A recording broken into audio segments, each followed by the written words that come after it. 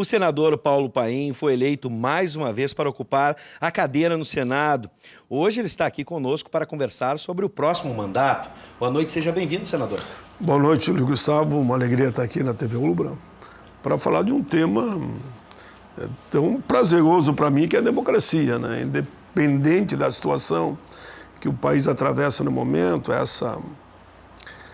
um momento muito crítico, né? Muito preocupante, o que vai acontecer ou não a partir do resultado eleitoral, agora do dia 28 e, consequentemente, o ano que vem. Bom, você aí de casa pode participar e conversar com o senador pelo 99588-2374, apenas mensagem de texto pelo WhatsApp. Bom, senador, o que representa para o senhor a reeleição e a eleição agora do seu colega Luiz Carlos Reins, que em muitos aspectos se aproximou às ideias e à imagem de Jair Bolsonaro? A eleição de vocês dois é um reflexo da polarização que a gente vive no país? Exatamente. Veja bem, eu me elegi muito pelo trabalho que fiz durante esse período lá no Congresso, né? Eu pautei toda a minha campanha para não atacar ninguém, não atacava e também não via motivo de me defender. Eu apenas apresentava e apresentei o que fiz. Por exemplo, o Estatuto do Idoso beneficia 40 milhões de pessoas, da igualdade racial, no mínimo 100 milhões de pessoas, né? O Estatuto de Pessoa com Deficiência, 46 milhões de pessoas, o Estatuto da Juventude, toda a juventude brasileira, política de salário mínimo, lei de cotas, podia lembrar aqui da lei dos autistas, lei dos carteiros, lei dos comerciários, lei dos garçons, lei também dos vigilantes. Enfim, foram dezenas de leis que eu aprovei e mais de 1000 projetos apresentados. Até o pessoal brincava lá, o Pelé tem 1000 golos, o Paim tem mais de 1000 projetos apresentados. Mas, enfim, mantive sempre a coerência, desde que entrei. Sabe que eu entrei na Constituinte, né?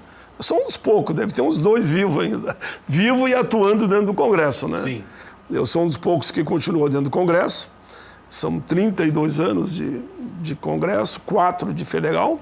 Vou agora para o 3º de senador, que vai dar aí 40 anos entrando e não saindo dentro do parlamento. Mas agradeço muito nesse momento ao povo gaúcho, né, que me reconduziu mais uma vez. Eu devo ser o único que se elege senador por 3 vezes consecutivas, né, sem nenhum intervalo. Outros, mas saíram para ser governador, para ser presidente da República. Eu me elegi 3 vezes seguida para o Senado. Eu diria que nesse momento eu estou muito preocupado com a violência, com o ódio, com a política feita de forma truculenta, não tendo mais políticas humanitárias, onde pensar diferente é crime, onde é que se viu, né? Numa democracia eu tenho todo o direito de pensar diferente e dar ao outro também o direito de pensar diferente. Quando os encaminhamentos, as propostas, as causas deveriam ser discutidas e polarizadas, mas no campo das ideias, né? E não de quem prende, mata e arrebenta. Eu lamento isso que está acontecendo, né? Como eu digo sempre, eu venho de outros tempos, né? Passei pela ditadura, enfim, eu tinha 14 anos quando deu o golpe militar, eu era presidente de Grêmio, fui afastado de um, aí fui para o outro, dali 2 meses virei presidente de novo, fui afastado, aí fui para as fábricas, virei sindicalista, e entrei no parlamento todo esse período. Eu confesso que de todo esse período que eu estou no Congresso, eu nunca vi um momento tão complexo como esse, tão difícil como esse. Em cima disso, já com o gancho dessa observação que o senhor fez, senador, 85% das cadeiras do Senado foram ocupadas por novos nomes e boa parte desses nomes vem de partidos que são ditos conservadores ou classificados como conservadores. Por exemplo, como o PSL de Jair Bolsonaro. Como é que o senhor interpreta esse número? Em 2 aspectos. Primeiro, esta renovação, especialmente no parlamento, especialmente no Senado, e agora essa nova configuração dentro de uma perspectiva ideológica, por exemplo. Claro. Primeiro, dizer que vieram a maioria de partidos desconhecidos. Se você perguntar para a população, quando ela foi votar, qual o partido, inclusive, do candidato que ficou em primeiro lugar, a maioria não sabe. Sabia o nome dele e sabia o número que tinha que votar, mas não sabia. Mas significa o quê? Em primeiro lugar, a população, na minha avaliação, no geral, ela deu um recado para os partidos e para quem está na vida pública, que não quer mais essa forma de fazer política, eu diria, obsoleta, arcaica, atrasada, e que não atende à demanda das pessoas. Não adianta você ficar só num debate ideológico, ninguém vota mais por alguém, por fazer um debate no campo só de quem é mais à esquerda ou mais à direita. A votação, para mim, foi um sinal a todos os partidos políticos que tem que mudar a forma de fazer política. Serve para os políticos e para os partidos. A população votou mais no não. Olha, o que está aí eu não quero. Isso foi o que eu percebi. Só vou te dar um exemplo. Pegar de São Paulo para cá, aí tu pega São Paulo, Minas, Espírito Santo, Rio de Janeiro, Paraná, Santa Catarina, Rio Grande do Sul, enfim, DF, dá 10 estados, mas o DF, em resumo, 11 estados. Sabe quantos votaram? De todos os partidos? Nenhum, a não ser eu. Só votei eu. É uma sinalização, né? 54 vagas, só votaram 8. De 54, votaram 8. Então a população diz, olha, eu não quero mais essa forma de fazer política. Deu um basta. Veja bem, hoje mesmo, na mesma linha, né? Nos grandes países de primeiro mundo, qualquer um que tu quiser citar aqui, mas vamos dar os Estados Unidos, que é uma referência, queramos ou não, é uma referência. Você decide uma eleição no debate entre os presidenciáveis. No Brasil não tem debate, e não vai ter debate.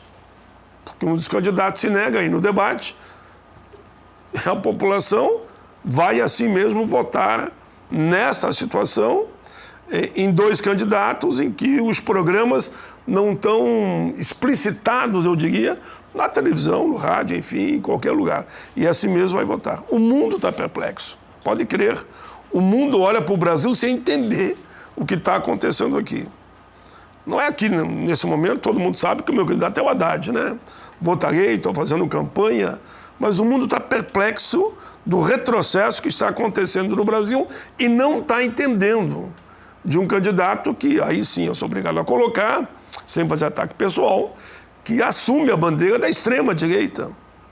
Assume e nas pesquisas está em primeiro lugar, quer dizer, é um retrocesso histórico se olharmos esse cenário.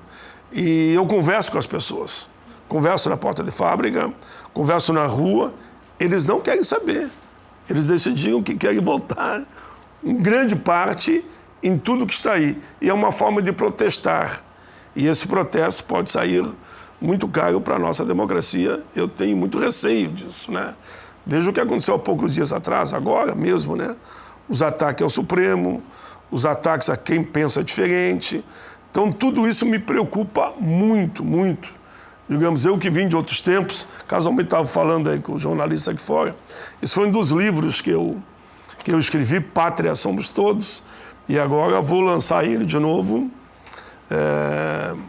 no dia 16 mais 24 horas.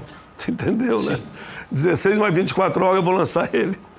Eu vou lançar ele aqui em Porto Alegre de novo. Aqui dentro eu mostro, por exemplo, eu dialogando com Brizola, com Antônio Carlos Magalhães, com Colares, eu fui vice-presidente do Senado, onde a gente respeitava os que pensam diferente, porque assim é a democracia. Eu sempre digo que a democracia é tudo, sem a democracia nada. Aqui eu falo com todo o setor da sociedade e imagino, essa é a foto, por exemplo, está o Brizola, o Antônio Carlos Magalhães, e o Alceu Colares. E o Pompeu está aqui do ladinho, sim. Aqui é o Pompeu. Só como exemplo. Claro. Senador, a gente já tem perguntas dos nossos telespectadores, eu já vou fazer a pergunta do Alberto Charqueadas, mas eu não quero perder o gancho, pelo menos nessa situação que a gente está vendo, sobre o diálogo, o aspecto do diálogo, né, exercitar o diálogo. O PT não apoiou nenhum dos candidatos ao governo do Estado. Qual a sua posição, né, junto ao pleito estadual e de que forma o senhor pode contribuir para essa difícil situação que o Estado vive hoje, pelo menos nas suas finanças? Não, primeiro dizer que quando me pergunto, independente de quem ganhar a nível nacional, eu vou defender o Rio Grande e o Brasil. Todo projeto que chegar lá, que for de interesse do Brasil e do Rio Grande, não tem nenhuma dúvida que eu defenderei com a maior tranquilidade. Segundo, as questões do Rio Grande, aí eu tenho que elogiar o tempo que eu passei lá com o Simon, com o Zambiase. Nós, os três, sempre defendemos o Rio Grande, independente de questão de divergências entre nós, né? Com a Ana Amélia e o Lazier, a mesma coisa. E agora não será diferente com o Luiz Carlos e o Lazier. Claro que somos de matriz diferente, mas quando são questões da nossa terra, pode não ter dúvida que nós votaremos sempre junto, porque um dos papéis do senador é defender o Estado. Então, quanto a isso, eu não vejo problema nenhum. Segundo, a pergunta que você faz em relação ao Estado. Para mim, as duas questões mais importantes que nós temos que abraçar lá, é ver se a gente vota aquela maldita ou bendita Lei Candir. Eu digo maldita porque tirou 50 bilhões de reais do nosso Estado, né? Se nós conseguíssemos votar ela até por um projeto que está pronto para ser votado lá, no primeiro ano o Rio Grande do Sul já recebia 4 bilhões de reais. Então, a primeira questão é resolver esse impasse da Lei Candir. Segundo, é um projeto de minha autoria, que eu apresentei em 2015, que resolve a questão da dívida do Estado. O que aconteceu? No tempo do IGPDI ainda, nós fizemos uma dívida, um empréstimo da União de 9 bi, pagamos já 37 bi e temos devendo quase 70. Por quê? Porque a atualização da dívida era feita pelo IGPDI e mais um plus chegava até 6% a 9%. Como eu mando atualizar pelo IPCA, o que vai acontecer? Vai fazer um encontro decente de um índice que mede a inflação, e quem tem que nos devolver em torno de 11 bilhões é a União. Digamos que não devolva, mas se só zerar a dívida já é o suficiente para a gente parar de mandar dinheiro para Brasília e investir aqui no Estado. Bom, agora sim eu vou atender os nossos telespectadores. Lembrando, eu já vou adiantar esse comunicado. A gente sempre insiste para você que está assistindo o programa, nós temos feito uma série de entrevistas com deputados federais de expressão, com deputados estaduais, representando a renovação, seja na Assembleia ou no Congresso, representando, por exemplo, os deputados mais votados, como foi o caso de Marcel Van Hatten e Fernanda Melchiona, deputado e deputada mais votados. Enfim, a gente tem feito esse convite a todos que de alguma forma representam questões que estão hoje no universo político, desde a renovação, a representatividade e tudo mais. Então recebemos de todos os partidos, a gente está tentando conversar, também já estamos em contato com o Luiz Carlos Reis, para que ele possa vir aqui, o senador, conversar com a gente. E hoje estamos tendo o privilégio de receber o senador Paulo Paim, e alguns dos seus eleitores estão se manifestando, como o Alberto Charqueadas, que diz o seguinte: é um prazer fazer uma pergunta ao senador Paim, já que sempre fui eleitor. Senador, quanto à reforma da Previdência, a Previdência é deficitária ou não? Essa é uma das principais questões que qualquer governante vai ter que encarar a partir do próximo mandato. Olha, a reforma da Previdência voltará. Não tenho nenhuma dúvida que ela voltará no ano que vem. Eu consegui provar que ela não é deficitária. Quando quiseram aprovar no governo Temer, uma proposta absurda. Eles queriam que o cidadão só se aposentasse depois de 49 anos de contribuição e 65 de idade, tanto o homem como a mulher. Veja, a mulher ia dar 18 anos a mais, 18, 19 anos a mais do que é hoje, né? Nós provamos com a CPI que o problema da Previdência é de má gestão, é de combate à sonegação, é de aumentar a fiscalização, não permitir o desvio do dinheiro da Seguridade, onde está a Previdência, para outros fins, parar de dar aqueles refis. O que é refis? Tu renegocia, o camarada paga 2 meses, depois não paga mais nos próximos 2 anos, pega outro refis, não paga de novo e lá na frente ele recebe um perdão. Só para dar um exemplo, teve um banco, eu não gosto nem de citar, já repeti tanto esse banco, nem vou repetir mais, que recebeu um perdão de 25 bi. Aí não dá, né? 25 bi de perdão. A propensão indébita, em média, é 30 bi por ano. O camarada desconta do trabalhador e não repassa para a Previdência. Tudo isso eu provei. Chamei lá os grandes bancos devedores, são grandes. Não é grande dívida, é grandes bancos que têm grandes dívidas, né? Não é banquinho pequeno, não. Só dizia, devo, não nego, não pago, estou esperando uma renegociação e um perdão ali na frente. Aí não dá. Agora, se nós, com seriedade, com responsabilidade, atacássemos os grandes devedores, por exemplo, os grandes devedores devem para a União, ou seja, para nós, para o país, em torno de 2 2 trilhões, até eu ia dizer bi. Sim. 2 trilhões de reais. Claro que não é tudo a Previdência, mas pelo menos 1 trilhão é só para a Seguridade, é para a Previdência. Então por que não executam? Por que não cobram? Vão tirar do trabalhador? Já tem aí a fórmula 85-95, que é um bom caminho, né? O que diz ali? O cidadão, para se aposentar, mulher 30 anos de contribuição e 55 de idade, que dá 85. Homem, 35 de contribuição, 60 de idade, 35, 60, que dá o 85-95.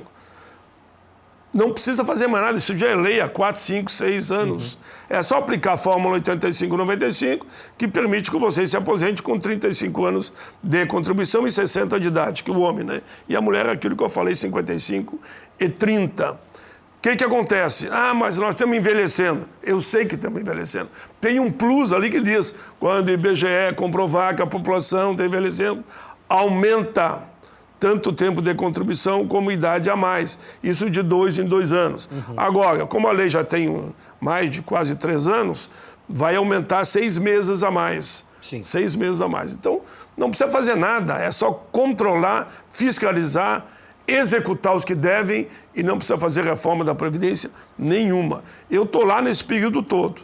Sempre diziam para mim, todos os anos eu queria fazer reforma. Eu briguei para não fazer. Pelo menos para o regime geral não conseguiram fazer. Para a área pública fizeram. Mas tem também isso que eu vou explicar. Rapidamente, 1 segundo. Não, mas vocês não atacaram os Marajá. Não é verdade. Não existe mais isso. Tanto na área pública como na área privada, já é em torno de R$ 5.500 o teto. Acima disso, é a aposentadoria complementar privada para todos. Hoje já é assim. Bom, esses minutos finais a gente sempre deixa para que os nossos convidados possam falar diretamente com os eleitores, tanto agradecendo a sua votação e também reafirmando os compromissos durante a campanha.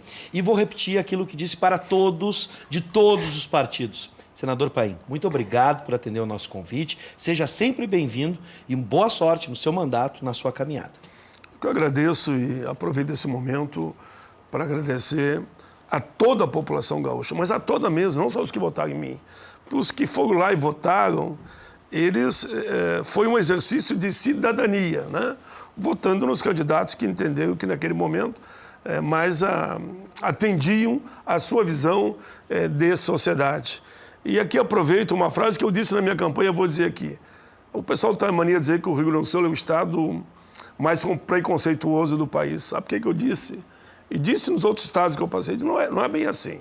Ao falar do povo gaúcho, dobrem a língua. Porque o Rio Grande do Sul foi o primeiro estado a eleger um presidente da Assembleia negro, que foi o Carlos Santos. O Rio Grande do Sul foi o primeiro estado a eleger um governador negro, que foi o Alceu Colares. E o Rio Grande do Sul é o único estado nesse Brasil que reelege pela 3ª vez um senador negro. Então vamos devagar, não é bem assim, o preconceito existe, sabemos que existe. Não é só no Rio Grande, não me digam que é mais no Rio Grande, porque é no Brasil e no mundo. Agora, nós todos temos que trabalhar, como eu sempre digo, para uma sociedade onde todos, independente da cor da pele, da idade, se é homem, se é mulher, da sua orientação sexual, da sua religião, tem o seu espaço, né? Saber respeitar a todos, uma política de paz, de harmonia, de solidariedade, de respeito ao próximo, na linha que eu sempre defendo. Fazer o bem sem olhar a quem. Tem uma frase que eu lancei há 32 anos atrás, quando me indicaram num congresso para ser parlamentar. Eu disse, mas eu vou para defender negros, brancos, índios, migrantes, imigrantes, vou para defender os trabalhadores do campo e da cidade, da área pública e da área privada, dos aposentados e pensionistas e combater todo tipo de preconceito. Eu mantenho essa coerência até hoje. Eu acho que o resultado do processo eleitoral, em que mais uma vez me elegi, é pela coerência, independente de às vezes ter alguma divergência até partidária. Mais uma vez, obrigado, senador. Seja sempre bem-vindo.